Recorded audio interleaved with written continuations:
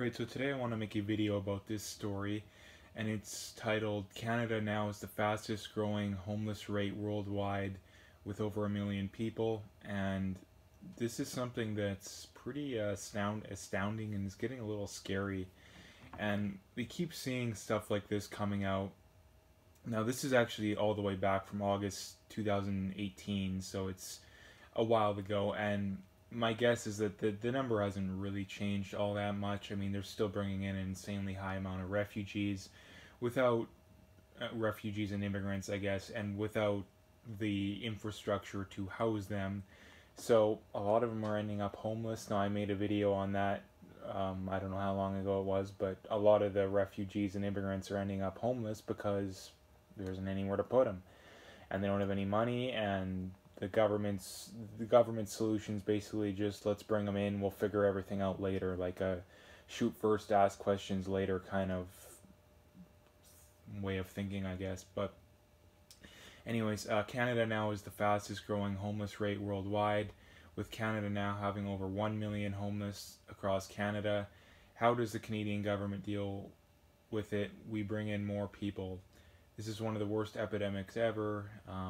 I won't read too much more about this. It goes into a little more detail and stuff, but this is something that's, I'm not sure why it's not talked about anymore. And you have the Trudeau fans are never going to talk about it because everything he does is good. There's nothing he does that's bad.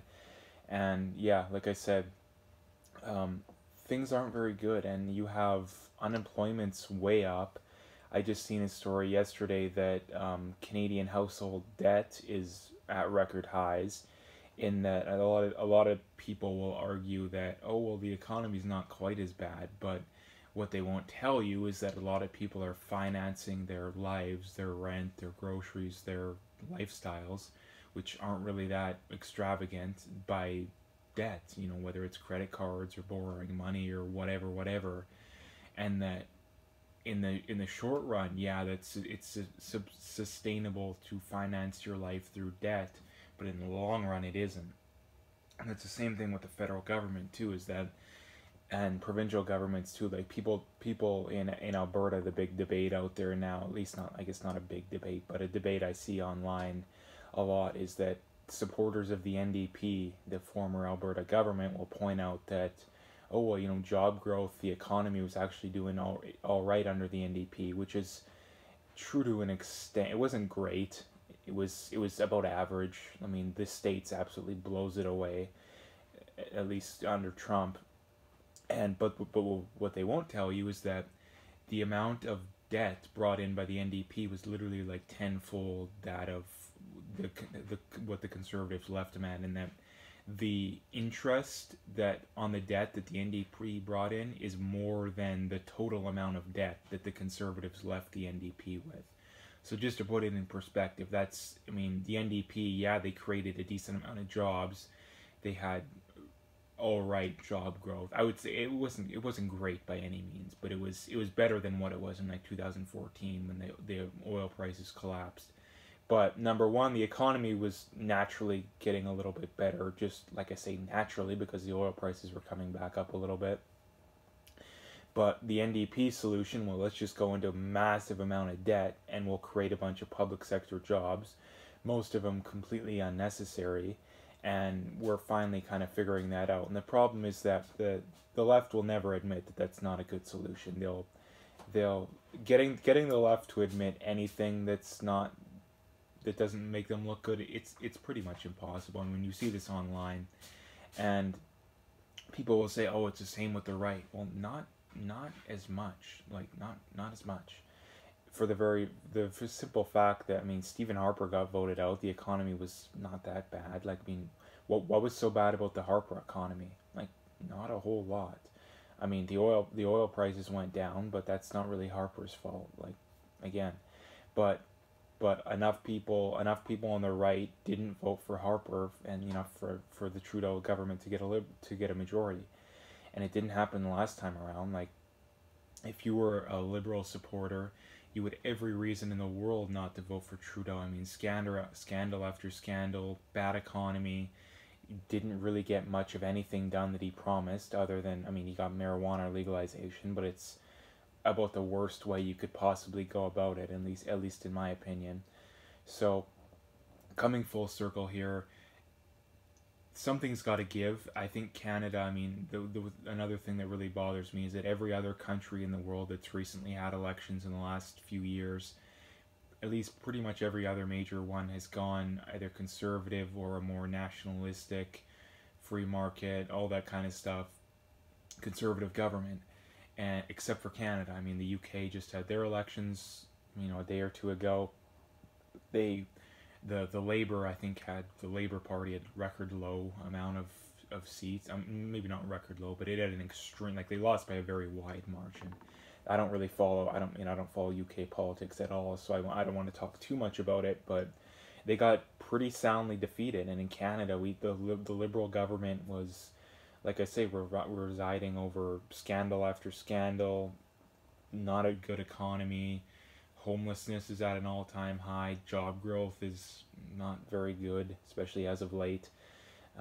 And yet they still got elected without too much trouble. Now, it was a minority, but they're still going to be able to pass. I mean, all they have to do is convince the NDP or the Bloc to vote with them, and they can still pass whatever they want. So I think that true principled conservatives in Canada need to make their voice heard. Now, like I've said in videos past, I don't know if there's enough of them around still to make a difference. I think that, like I said, immigration's so high in Canada that I mean, the amount of immigrants that the Trudeau government's bringing in is pretty comparable to the amount that the States is bringing in. Now, the States has 10 times the population. So that just puts it in perspective, just the amount of people that the Trudeau government's bringing in. And it's not working out. And like I said before too, people always want to spin words when people say stuff like this. I think it would be awesome to be able to bring in as many refugees as we possibly could, but we can't afford it. We don't have the money. We didn't even have the money to sustain our current lifestyle. And the problem too is people always say, well, we have it so great here. We have heating and air conditioning, running water, and we live a pretty rich lifestyle.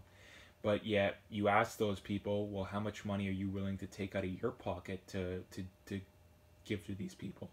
And the answer is that you never really get a clear answer, in which case it's safe to assume that the answer is nothing, or pretty much nothing. And it's the same with climate change. I mean, you have all these people that support the carbon tax, but you ask them, how much money are you willing to directly take out of your pocket to pay for it? And the answer is like 40, 50 bucks a year.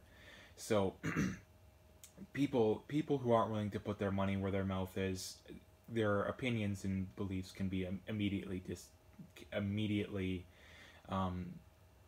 not taken seriously or immediately dismissed, because, like I say, if you're not willing to put your money where your mouth is, then your opinions don't mean anything. You're just virtue signaling or repeating what you've been told, or just trying to fit in, and that doesn't mean anything to me or anyone with their head on straight. So basically, to sum it up, homelessness in Canada is really getting bad, and the problem is that you have these people that their solution to it's more of the same.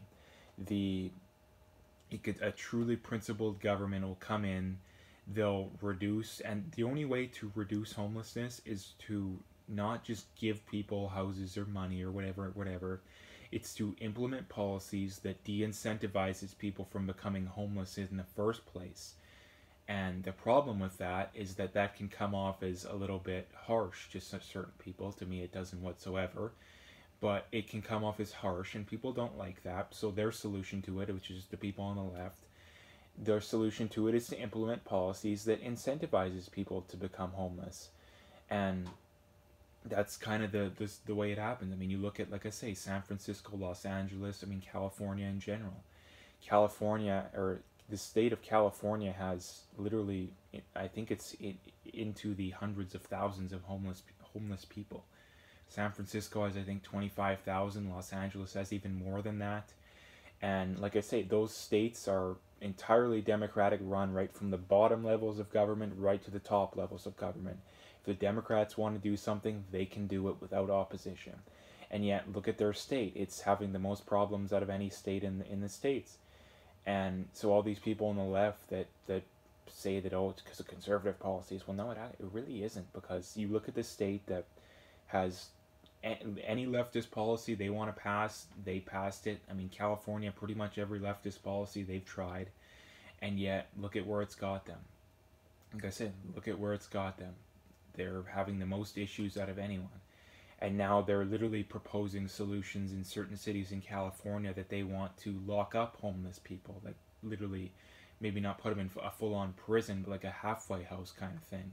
And it's basically just admitting that their policies haven't worked. And the problem is that you can't, conservatives and centrists especially are very skeptical about their own, they're so skeptical of their own beliefs that other people come in and implement their own beliefs before they can hammer them down on a position. That's what happens with the left, is that they're 100% sure that their policies are going to work, and you have conservatives and you have centrists that are doubting themselves about, oh, is this policy really going to work? Like, they'll think of some reason for it not to work, and then meanwhile you got the left who's got their policies passed and implemented already.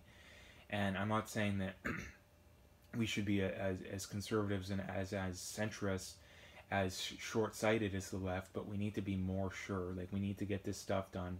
The one thing we need to be sure about is these leftist policies do not work. They're not working. They don't work anywhere. And all it does is incentivizes homelessness. It incentivizes people to be on welfare, to not work, to not contribute to society. And that's for the simple reason that the left wants that. They won't be honest with people about it, but people who are, if you're on welfare, if you're homeless, you rely on government to get by. You're literally relying on government to get by. Now that's textbook conflict of interest. Like, it would be the same thing as if conservative governments were paying people to vote for them. Like, it's the same thing, because conservative governments aren't the ones promising more welfare, more benefits to poor people, at least on average. I mean, conservatives want to cut taxes, but they don't want to, increase welfare, free health care, which only appeals to poor people or lower income people. So, like I said, it's a direct conflict of interest, and that's kind of why the left wants it. And they'll never be honest about it. They always have to claim to care so much, and their main goal is power. They want power. I mean, the amount of, you look at all these politicians that are multimillionaires off, $150,000 a year salaries. Like, of course you're going to be willing to lie to people so you can become filthy rich. So I kind of talked enough about this. I think I kind of got my point across. So if you liked the video, make sure to hit that like and subscribe, and stay tuned for more.